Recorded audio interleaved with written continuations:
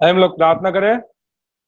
अनुग्रहकारी और दयालु प्रभु यीशु के नाम से हम आपके दया के सिंहासन के पास आते हैं।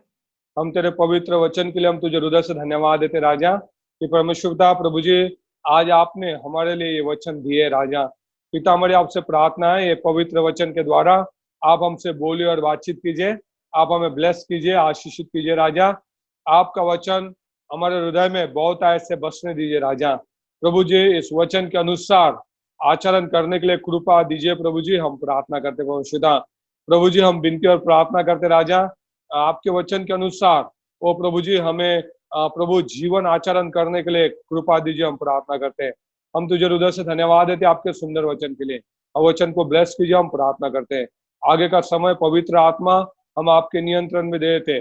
पवित्र आत्मा आप हमारा शिक्षक बनिए, आप हमसे बोलिए, बातचीत कीजिए और आशीषित कीजिए, हम प्रार्थना करते हैं। सारा आदर महिमा गौरव आपको देते राजा। यीशु नाम में मांगता हूँ प्रभु जी, सुनिए और दया से ग्रहण कीजिए। आमेन आमेन हालेलुया। ये जो वचन आपने और मैंने अभी समय पढ़ा दूसरा शमूएल 7वां अध्याय और 6वीं आयत, यहाँ पे प्रभु बोलता है कि जिस समय से इजरायलियों को मैंने मिस्र की गुलामी से बाहर लाया है ना, जिस दिन से मैंने इजरायलियों को मिस्र की गुलामी से बाहर लाया उस दिन से मैं कभी भी घर में नहीं रहा है ना, मंदिरों में नहीं रहा। मैं हाथ से बना हुए तंबू में रहा है ना। तंबू जिधर जिधर जाता था उधर उधर तंबू के साथ मैं इधर उधर घूमता रहा, तंबू के साथ घूमता रहा। प्रभु बोलता कि मैं कभी भी मंदिर में नहीं रहा या हाथ से बनाए हुए घर में नहीं रहा। प्रियो, इस वचन का अर्थ क्या है? ये वचन का अर्थ है प्रभु ये बोलना चाहता है कि जिस दिन से मैंने इजरायलियों को मिस्र की गुलामी से लाया उस दिन से आज तक मैं मंदिर में नहीं रहा, मैं घर में नहीं रहा, मैं तंबू में रहा। तंबू के साथ ही चला फिरा करता, मैं तंबू के साथ मैं चला फिरा करता, मैं घर में नहीं रहा। इजरायलियों को फारो के गुलामी से छुड़ाना यानी आज के लिए हमारे लिए हमारा उद्धार का दिन है। जैसे परमेश्वर ने हमें हमारे पापों की गुलामी से, शैतान के गुलामी से छुड़ाया वो है। और जब इजरायलियों को मिस्र से परमेश्वर ने छुड़ाया वो प्रभु कभी भी मंदिर में नहीं रहा, उनके बीच में तंबू में रहा है ना, तंबू के साथ साथ चला फिरा करा। परमेश्वर ने तंबू को अपना निवास स्थान बना दिया। इजरायलियों को मिस्र के गुलामी से बाहर लाने के बाद परमेश्वर ने तंबू को अपना निवास स्थान बना दिया। वैसे ही जब परमेश्वर ने आपका और मेरा उद्धार किया, प्रभु ने आपको और मुझे जब पापों की गुलामी से, शैतान के गुलामी से बचा लिया, उसके बाद परमेश्वर मंदिर में नहीं रहता। परमेश्वर ने आपका और मेरा दिल, आपका और मेरा जीवन अपना निवास का स्थान बना दिया। जैसा इजरायलियों का तंबू जिधर जिधर इजरायलियों के साथ साथ जाता था, प्रभु की उपस्थिति उनके साथ साथ जाती थी। आज भी वही बात है। परमेश्वर ने आपको और मुझे अपने उपस्थिति का स्थान बनाया है। प्रभु हमारे अंदर रहता है और हम जिधर जिधर जाते हैं उधर उधर प्रभु की उपस्थिति हमारे साथ साथ जाती है। मानो आज प्रभु बोल रहा है, जिस दिन से मैंने विजय का उद्धार किया उस दिन से आज तक के मैं कभी मंदिर में नहीं रहा, मैं यही मृत्यु रूपी तंबू में रहा, मेरे साथ साथ रहा। वैसा ही आपका भी, आपका नाम लेके परमेश्वर कहता है कि मैं जिस दिन से मैंने वो संजय का उद्धार किया, जिस दिन से मैंने कोमल का उद्धार किया, जिस दिन से मैंने वो संदेश का उद्धार किया, उस दिन से मैं कभी भी मंदिर में नहीं रहा, मैं तुम्हारे बीच में रहा, तुम्हारे अंदर रहा, ये टेंट में रहा, ये तंबू में रहा, ये मनुष्य के हृदय में रहा। प्रियो, आप जानते हैं क्या कि आपके अंदर परमेश्वर रहता है, पवित्र आत्मा आपके अंदर रहता है। आप परमेश्वर की उपस्थिति को लेकर जाते हो, आप जिधर जिधर जाते हो पवित्र आत्मा परमेश्वर आपके साथ साथ जाता है, आपके साथ साथ परमेश्वर की आत्मा रहता है। चाहे आप बिजनेस करने जा रहे, धंधा करने जा रहे, काम करने, आप कहीं पर भी जाए, आप परमेश्वर के उपस्थिति को लेकर जा रहे हैं। परमेश्वर के पवित्र उपस्थिति आपके साथ साथ साथ साथ जाती है। सो ध्यान रखें, आप सादे सुदे व्यक्ति नहीं, आप ऐसे वैसे व्यक्ति नहीं। अगर प्रभु यीशु मसीह को अगर आपने अपने जीवन में ग्रहण किया है, अपना प्रभु और उद्धारकर्ता करके अगर ग्रहण किया है, अगर आपके पापों की क्षमा हुई है, आपको अपने पापों की क्षमा होने का अगर आपको अनुभव हुआ है, तो स्मरण करें, आप परमेश्वर के उपस्थिति को लेकर जाने वाले हो। परमेश्वर की उपस्थिति आपके साथ साथ जाती है। आप महसूस करें या न करें, क्या आप परमेश्वर के उपस्थिति को महसूस करते हो?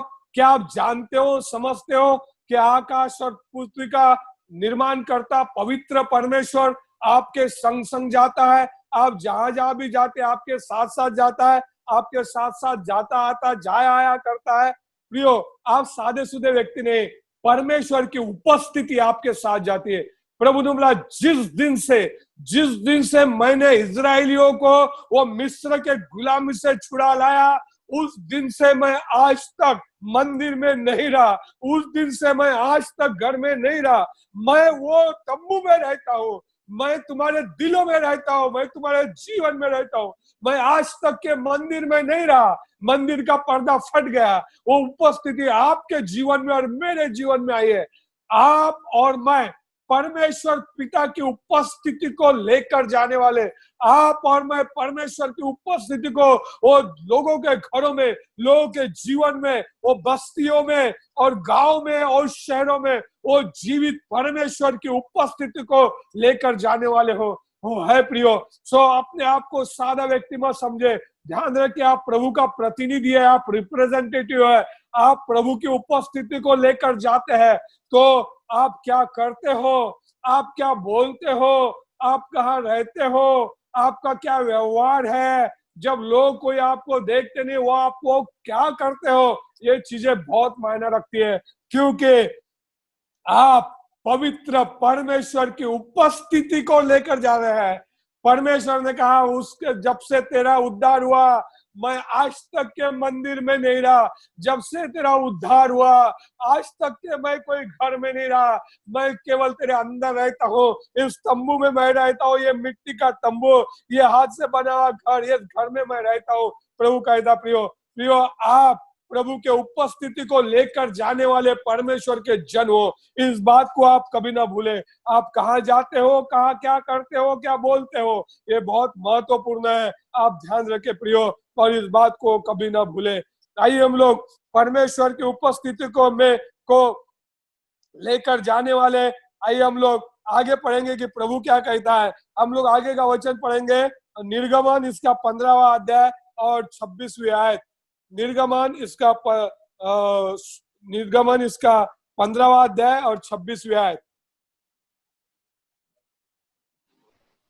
यदि तुम अपने परमेश्वर यहोवा का वचन तन मन से सुने और जो उसकी दृष्टि में ठीक है वही करे और उसकी आज्ञाओं पर कान लगाए और उसकी सब विधियों को माने, तो जितने रोग मैंने मिस्रियों पर भेजे हैं उनमें से एक भी तुझ पर ना भेजूंगा, क्योंकि मैं तुम्हारा चंगा करने वाला यहोवा हूँ। हालेलुया।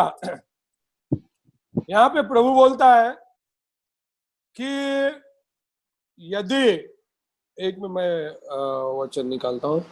हाँ, यहाँ पर बोलता है कि यदि तू मेरे बातों को ध्यान पूर्वक सुने, मतलब मेरे बातों की ओर कान लगाए, परमेश्वर के बातों की ओर कान लगाए और परमेश्वर के दृष्टि में जो उचित है वही करे, तो और मेरी सारी आज्ञाओं का और विधियों का पालन करे, तो मैं वो कोई भी रोग, वो कोई भी बीमारियां तुझ पे नहीं भेजूंगा जो मैंने मिस्रियों के ऊपर भेजा है, क्योंकि मैं तुम्हारा चंगा करने वाला परमेश्वर हूँ।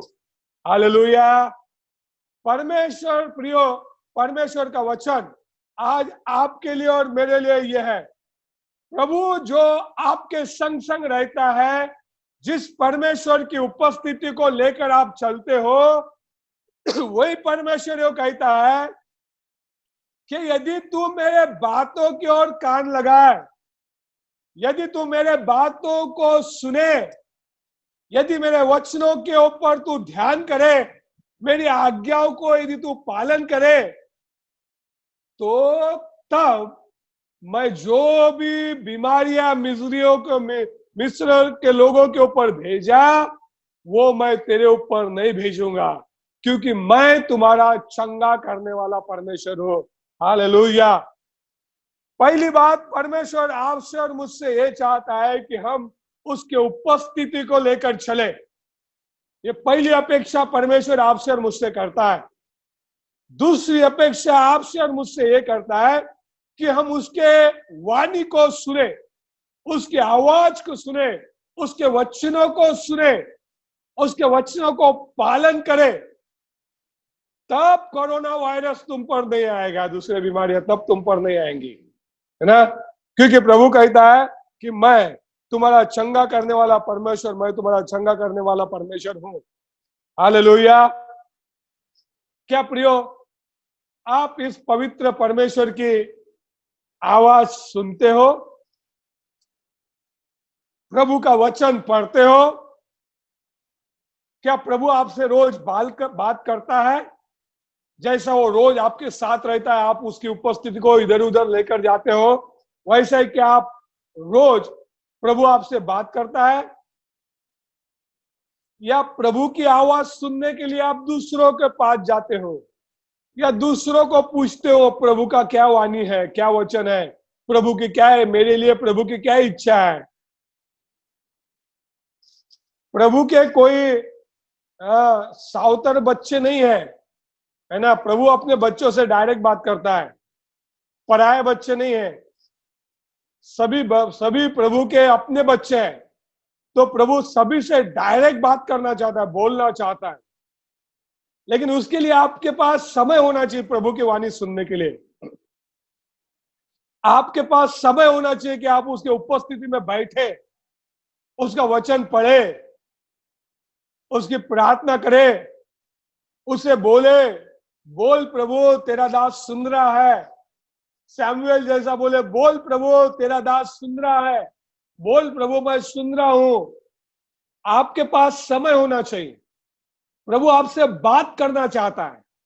प्रभु बोले, यदि तू मेरी बातों को सुनेगा, मेरे वचनों को मानेगा, मेरी आज्ञा का पालन करेगा, तब मैं तेरे ऊपर वो बीमारियों को नहीं भेजूंगा जो मैंने मिस्रियों को भेजा।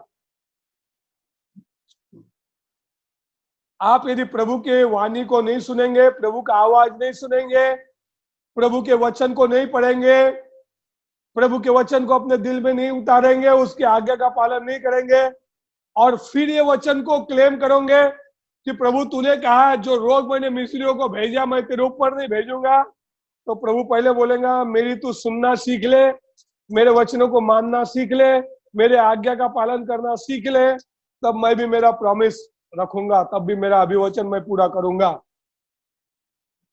प्रभु ने डिक्लेयर किया है कि मैं तुम्हारा चंगा करने वाला परमेश्वर हूं। प्रियो, जब इन दिनों में सारे दुनिया वो डर में और भय में और खौफ में है ना। सबको डर भरा है, बीमारियों का, रोगों का और कोरोना का, सबका डर भरा है सबके दिल में। क्या आपके दिल भी डर से कांप रहे हैं? क्या आप भी डर रहे हैं? ध्यान रखें, प्रभु का वचन आज आपके लिए और मेरे लिए है। यदि तुम मेरी आवाज को सुनेंगे, मेरी वाणी को सुनेंगे, मेरी आज्ञाओं का पालन करेंगे, तो वो बीमारियां मैं तुम्हारे ऊपर नहीं भेजूंगा, क्योंकि मैं तुम्हारा चंगा करने वाला परमेश्वर हूं। हालेलुया। आपका और मेरा परमेश्वर, जिसकी आप और मैं आराधना करते, वो चंगा करने वाला परमेश्वर है।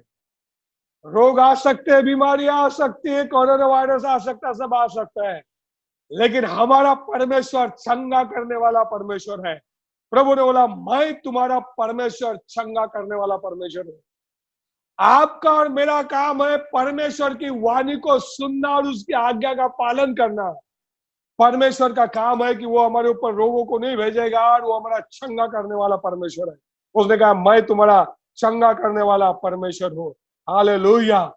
साइयो प्रियो, हम न केवल परमेश्वर की उपस्थिति को लेकर जाने वाले लोग हैं, लेकिन हम उसकी वाणी को भी सुनने वाले, आज्ञा का पालन करने वाले, वाणी को सुनने वाले भी लोग हैं। आइए हम लोग तीसरे वचन की तरफ जाएंगे, और तीसरा वचन पाया जाता है निर्गमन 13 और 21 आयत। कोई भी मेरे लिए पढ़े निर्गमन 13 और 21 आयत। और यहोवा उन्हें दिन को मार्ग दिखाने के लिए मेघ के खंभे में और रात को उजाला देने के लिए आग के खंभे में होकर उनके आगे आगे चला करता था, जिससे वे रात और दिन दोनों में चल सके। हालेलुया। परमेश्वर ने इजरायलियों को गुलामी से निकालने के बाद अनाथ नहीं छोड़ा, अकेला नहीं छोड़ा। वहां लिखा है वो दिन को बादल, छाव का बादल बनकर उनके आगे आगे चलता था, और रात को आग का स्तंभ बन के उनको उजाला देता था, ताकि वो दिन और रात वो चल सके, है ना, दिन और रात वो चल सके। प्रभु उनका अगुआ बन के चल रहा था, उनके सामने सामने चल रहा था। प्रभु ने जब आपका और मेरा उद्धार किया, हम बच गए, प्रभु को हम हमारा उद्धार करता। और प्रभु जब से हमने माना, तब से प्रभु ने आपको और मुझे छोड़ा नहीं है। इजरायलियों को प्रभु ने छोड़ा नहीं है, ना रात को छोड़ा, ना दिन को छोड़ा। दिन में धूप के समय वो छाव का बादल बन के उनके सामने सामने चलता था, रात को आग का स्तंभ बन के उनको उजाला देता था। रात और दिन उनको नहीं छोड़ता था, उनके आगे आगे चलता था। प्रियो, यही कहानी आपकी और मेरी भी है, यही किस्सा आपकी और मेरी भी है। जिस दिन से प्रभु यीशु मसीह ने आपके और मेरे पाप क्षमा किए, जिस दिन से आपका और मेरा उद्धार हुआ, उस दिन से यीशु मसीह, वो पवित्र आत्मा आपके और मेरे सामने वो दिन में वो छाव का बादल होकर और रात को वो आग का स्तंभ होके आपके और मेरे सामने सामने चलता है, और आपको देखते रहता है, निरंतर देखते रहता है ना। इजरायलियों को देखते रहता था परमेश्वर, है ना, इजरायलियों को देखते रहता था। जब इजरायलियों का पीछा करके वो मिस्र की सेना आई, है ना, मिस्र की सेना आई, और फारो आया, उसको उनका पीछा कर आए, और आगे लाल समुद्र था और पीछे उनकी सेना थी, है ना, मिस्र की सेना थी। उस समय परमेश्वर ने क्या किया, जो आगे आग का खंभा बन के चल रहा था, वो आग का खंभा पीछे हो गया, इजरायलियों के पीछे हो गया, है ना, और वो सेना को वहां रोक के रखा, और उनके रथों के जो घोड़े वो चक्के जाम कर दिया। वहां से देख रहा था उनको परमेश्वर, वो आग के खंभे में से ऊंचे से देख रहा था उनको, कि वो कैसे वो समुद्र से घुस के वो इजरायलियों का पीछा कर रहा। परमेश्वर वो आग के खंभे से और वो बादल के, वो छाव के बादल से में से होकर, वो पहले तो वो सामने सामने चल रहा था, लेकिन जब मिस्र की सेना पीछे से आई तो परमेश्वर पीछे हो गया, वो इजरायलियों के पीछे हो गया। सामने से इजरायली और लाल समुद्र से पार कर रहे थे, परमेश्वर उनकी पीछे से रखवाली कर रहा था, और वो इजरायलियों को, सेना को देख रहा था, और उनके वो रथों के चक्के को जाम कर रहा था, और उनकी सेना को रोक रहा था। और क्या किया बाद में, जब देखा कि इजरायली लोग सब निकल गए, और देखा, और पूरा वो समुद्र का पानी उसने मिला दिया और उनको पूरा डुबा दिया। प्रियो, ध्यान रखे, जिस दिन से आपका और मेरा उद्धार हुआ है, उस दिन से आज तक प्रभु रोज वो बादल का, वो छाव का बादल बनकर आपके और मेरे सामने सामने चलता है, और रात को आग का स्तंभ बनकर उसकी उपस्थिति हमारे सामने सामने चलती है। और जब शैतान हमको पीछे से वार करता है, तब वो पीछे जाता है और आपके ऊपर नजर रखता है और पीछे वो शत्रु के ऊपर नजर रख के उसको नष्ट करता है। वरन कई बार तो शैतान ने आपके ऊपर, मेरे ऊपर हमला किया, अभी तक तो उसने हमको मिट्टी में मिला दिया होता, लेकिन हम आज तक के मरे नहीं। ये परमेश्वर की बड़ी दया है और उसकी करुणा है, क्योंकि वो हमारे सामने सामने वो छाव का बादल बनकर चलता है और हमारे पीछे वो आग का खंबा बनकर चलता है और हमारे वो शत्रुओं से रखवाली करता है। क्या प्रियो, जब आप घर के बाहर निकलते, चाहे पैदल जाते हो, चाहे साइकिल से जाते हो, चाहे गाड़ी से जाते हो, क्या आपको इस बात का एहसास है कि इजरायलियों का रक्षण करने वाला परमेश्वर वो दिन को बादल छाव का बादल बनकर आपके सामने सामने चलता है। जब शत्रु ने वार किया तो पीछे आकर वो आग का खंबा बनकर आपकी रखवाली करता है, वो शत्रुओं को नाश करता है, वो समुद्र में डुबा देता है। इस बात का एहसास है तो प्रियो, अगर एहसास नहीं होगा तो आज आप एहसास कर लीजिए। आप परमेश्वर के वचन के ऊपर विश्वास कीजिए। प्रभु सच कहता है, वो झूठ नहीं बोलता है, वो गलत नहीं बोलता, वो सच्चा परमेश्वर है।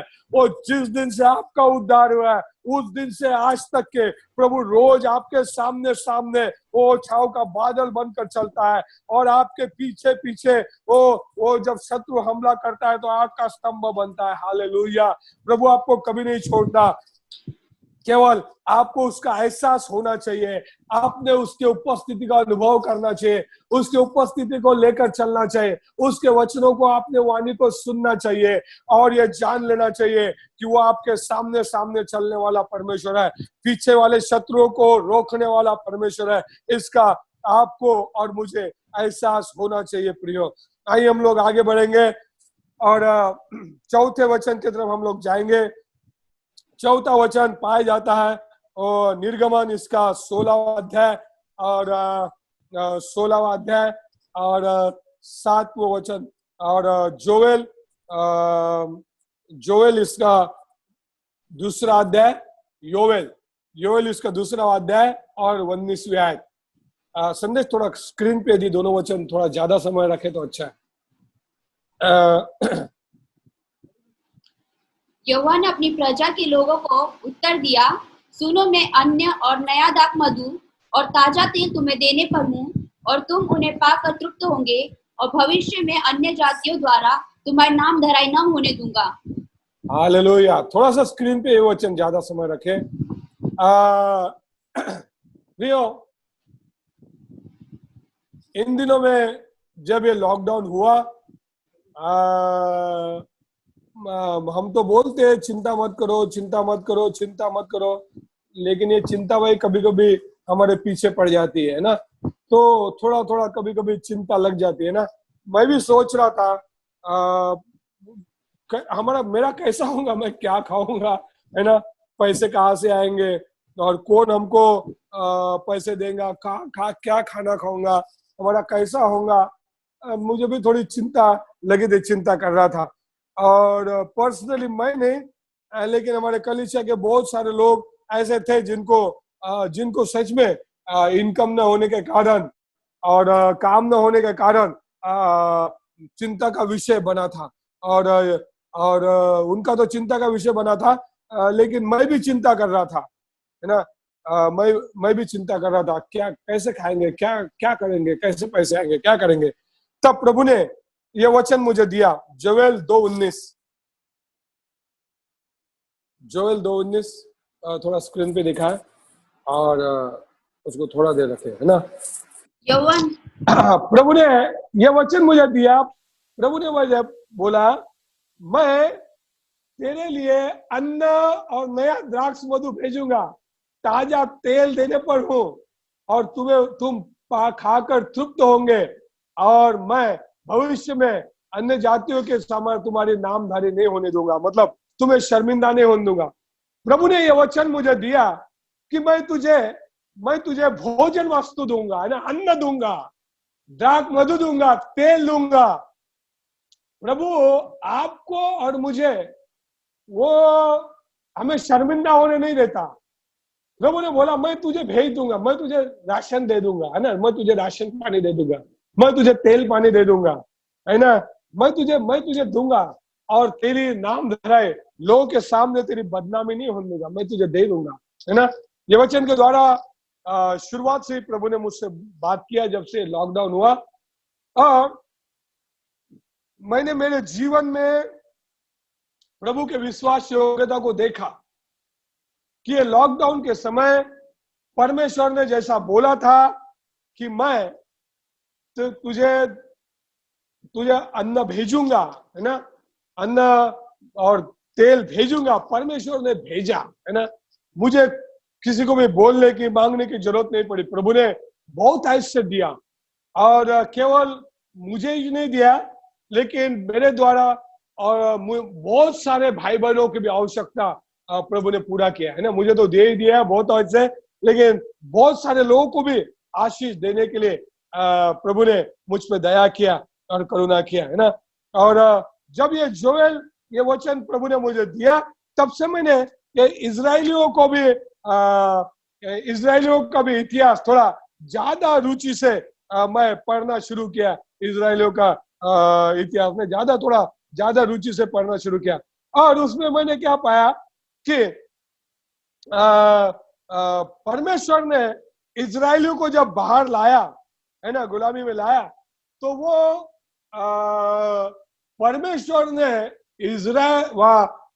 मिस्र में इतने आश्चर्य क्रम किया, इतने चिन्ह चमत्कार किया, और बड़े बड़े चमत्कार और बड़े बड़े आश्चर्य क्रम, और अपने सामर्थ का भुजबुला दिखाया, आश्चर्य क्रम किए, बाहर लाया, समुद्र को दो भागा, और सारी वो मिस्र की सेना को और उसने नाश कर दिया, उनके सामने उनके सारे शत्रुओं को नाश कर दिया। फिर भी जब ये रेगिस्तान में उन्हें प्यास लगी, वो कुड़कुड़ाने लगे, है ना, वो रोने लगे, प्रार्थना करने से ज्यादा रोने लगे, कुड़कुड़ाने लगे। हे मूसा, क्या हमको उधर पानी नहीं मिलता था? तूने ये रेगिस्तान में हमको प्यासा पानी बिना प्यासा होकर मरने के लिए लाया। क्या हमको उधर खाना नहीं मिलता था कि तूने हमको वहां यहाँ पे रेगिस्तान में भूखा मरने के लिए यहाँ पे लाया? वो परमेश्वर के खिलाफ और मूसा के खिलाफ वो कुड़कुड़ाने लगे, है ना। और 116 का वचन पढ़े, 116 12 और 13 स्क्रीन पे भी दिखा। हाँ, इस्राएलियों का बुड़बुड़ाना मैंने सुना है, उनसे कह दे कि गोधूली के समय तुम मांस खाओगे और भोर को तुम रोटी से तृप्त हो जाओगे, और तुम यह जान लोगे कि मैं तुम्हारा परमेश्वर यहोवा हूँ। तब ऐसा हुआ कि सांझ को बटेरें आकर सारी छावनी पर बैठ गई, और भोर को छावनी के चारों ओर ओस पड़ी। हालेलुया। यहाँ पे परमेश्वर कहता है कि मैंने इजरायलियों को कुड़कुड़ाना सुन लिया, है ना। बहुत सी बार हमारे जीवन में कुछ कमी घटी रही तो हम तुरंत वो परमेश्वर के सामने कुड़कुड़ाना शुरू कर देते हैं ना। तो इजरायली लोग भी कुड़कुड़ाने लगे परमेश्वर को कि हमको खाना नहीं मिला। परमेश्वर ने क्या किया? प्रभु ने उनको स्वर्गीय खाना दिया, है ना, मानना यानी स्वर्गीय खाना, है ना, इतना टेस्टी जो स्वर्गदूतों का खाना है। ये 6 लाख पुरुष, है ना, और महिला और 6 लाख होंगे, और बच्चे अलग, है ना, और बच्चे अलग। लगभग करीबन 20 लाख, ये 20 लाख लोगों को परमेश्वर ने रोज स्वर्ग से मानना बरसाया, है ना, स्वर्ग से मानना दिया, रोज स्वर्ग से मानना दिया। कितने दिन दिया?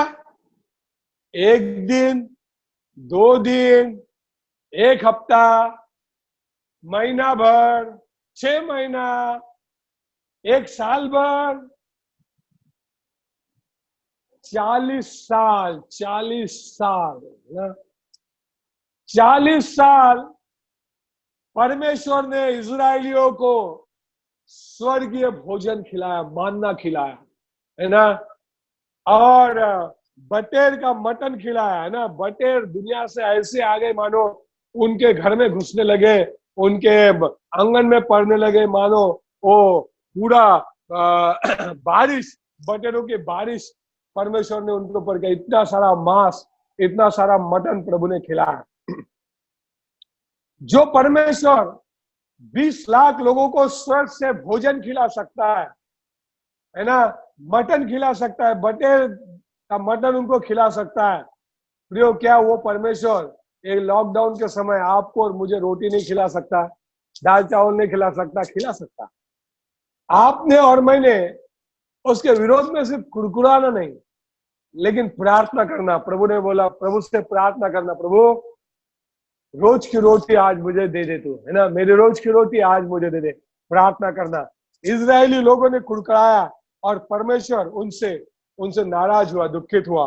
प्रियो, आपको और मुझे कुड़कुड़ाना नहीं है, परमेश्वर से कुड़कुड़ाना नहीं है, लेकिन विश्वास करना है कि परमेश्वर ये लॉकडाउन के समय, ये संकट के समय, बीमारियों के समय आपको और मुझे भोजन खिला सकता है ना। विश्वास करना है, प्रार्थना करना है, परमेश्वर से मांगना है। प्रभु ने दिया है, प्रभु ने जैसा वचन दिया वैसा मेरे जीवन में किया, है ना। प्रभु आपके जीवन में भी वैसा ही करेगा। जैसा प्रभु बोलता वैसा ही प्रभु आपके जीवन में करेगा और स्वर्गीय भोजन आपको खिलाएगा। वो 50 दिन नहीं, 60 दिन नहीं, वो 40 साल प्रभु खिला सकता है। वही परमेश्वर आपका और मेरा परमेश्वर है, जो आपके साथ साथ जाता है, जो आपसे रोज बात करता है, जो आपके सामने सामने चलता है, और वही परमेश्वर आपको और मुझे भोजन भी खिलाएगा और भोजन से तृप्त करेगा। आइए 5वीं बात बोलते हैं और फिर समाप्त करते हैं। हम लोग पढ़ेंगे निर्गमन 16, 29 और 30। देखो, यहोवा ने जो तुमको विश्राम का दिन दिया है, इसी कारण वह 6वें दिन को 2 दिन का भोजन तुम्हें देता है। इसलिए तुम अपने अपने यहाँ बैठे रहना, 7वें दिन कोई अपने स्थान से बाहर न जाना। लोगों ने 7वें दिन विश्राम किया। हालेलुया। परमेश्वर ने जब 40 साल ये मानना को बरसाया इजरायली लोगों पे, तब परमेश्वर ने उनको कहा कि 6 दिन जाके तुम बाहर को भोजन ढूंढना, लेकिन 7वें दिन, 6वें दिन को ही एक ही दिन 2 दिन का भोजन बटोर के लाना, 2 दिन का भोजन बटोर के लाना। और वो भोजन वो दूसरे दिन खराब नहीं होगा, और दूसरे दिन भोजन बटोरने के लिए तुम बाहर नहीं जाना और घर में आराम करना और खाना और विश्राम करना करके प्रभु ने कहा। लेकिन इजरायली लोग, आपके और मेरे भाई बहन, कभी प्रभु के बातों पे विश्वास नहीं करते, सुनते नहीं। वो उसमें से कुछ लोग रविवार को भी भोजन बटोरने के लिए गए, लेकिन उन्हें क्या मिला? ठेंगा मिला, उधर कुछ नहीं मिला उनको, है ना। उधर कुछ भी नहीं था, क्योंकि उस दिन विश्राम के दिन परमेश्वर ने वो भोजन को नहीं बरसाया, परमेश्वर ने भोजन को नहीं बरसाया उस दिन। तो उन्होंने, परमेश्वर ने कहा था कि 6 दिन जब तुम भोजन बटोरते हो, तो 6वें दिन तुम 2 दिन का बटोरना, है ना, 2 दिन का खाना बटोरना, 2 दिन का खाना अपने लिए लेना, और 7वें दिन तुम खाना लाने के लिए काम मत करना, कष्ट मत करना। 7वें दिन तुम आराम करना। प्रियो, आपका और मेरा परमेश्वर जो है, वो आपको और मुझे विश्राम देता है। वो विश्राम देना चाहता है, रेस्ट, आराम, विश्राम। लेकिन हमको हमारे जीवन में तो अशांति रहती है, हम आराम लेते ही नहीं, आराम करते ही नहीं। हम केवल बटोरने की सोचते हैं। सारे दिन, हफ्ते में एक भी दिन हम आराम नहीं करते। प्रियो, परमेश्वर की इच्छा यह है कि हम 6 दिन काम करें और 1 दिन आराम करें, परमेश्वर की आराधना करें, परमेश्वर के साथ समय बिताए और खाना खाए। प्रियो, 6 दिन के काम से प्रभु आपको 7वें दिन का भी भोजन देता है, परमेश्वर देता है भोजन। और प्रभु यही चाहता है कि आप 7वें दिन आराम करें, रेस्ट करें। हमारा परमेश्वर न केवल आपको काम देता है, करने लगाता है, लेकिन वो विश्राम दे देता है, आराम भी देता है। प्रियो, क्या आपने परमेश्वर के आराम का कभी अनुभव किया है? परमेश्वर आपको रेस्ट देना चाहता है, विश्राम देना चाहता है। मैं तो सोच रहा था ये कोरोना हमारे लिए सही में आराम का समय है ना, बढ़िया आराम मिला, बहुत 50 दिन का आराम, है ना, बहुत आराम मिला इन दिनों, है ना। प्रिय, परमेश्वर कभी कभी आपको और मुझे विश्राम भी देता है। ये लॉकडाउन का समय हो सकता है, ये आराम का समय आपके लिए और मेरे लिए। हमने आराम करना चाहिए, लॉकडाउन के अलावा भी आराम करना चाहिए। एक दिन जरूर हमने आराम करना चाहिए, परमेश्वर को धन्यवाद देना चाहिए, है ना, और घर में रह के भोजन करना चाहिए, और प्रभु हमको भोजन, 7वें दिन का भी भोजन देगा। परमेश्वर आपको और मुझे 7 दिन का भोजन रखने की भोजन प्रोवाइड करता है, 7 दिन देता है ना, सिर्फ 6 दिन का नहीं देता है। चाहे आप 7वें दिन काम करें या ना करें, प्रभु नहीं चाहता 7वें दिन काम करें। आप एक दिन विश्राम लेना चाहिए आपके काम से, चाहे आप कोई भी काम करें, लेकिन एक दिन आप जरूर विश्राम लेना चाहिए और भोजन करना चाहिए और विश्राम करना चाहिए, आराम करना चाहिए, और प्रभु को 6 दिन के लिए, 7 दिन के लिए प्रभु को धन्यवाद देना चाहिए, प्रभु को धन्यवाद देना चाहिए। और प्रभु आपको और मुझे प्रिय विश्राम देने वाला परमेश्वर है, आपको और मुझे खिलाने वाला और भोजन देने वाला परमेश्वर है। प्रभु आपको इन वचनों के द्वारा बड़ी आशीष दे।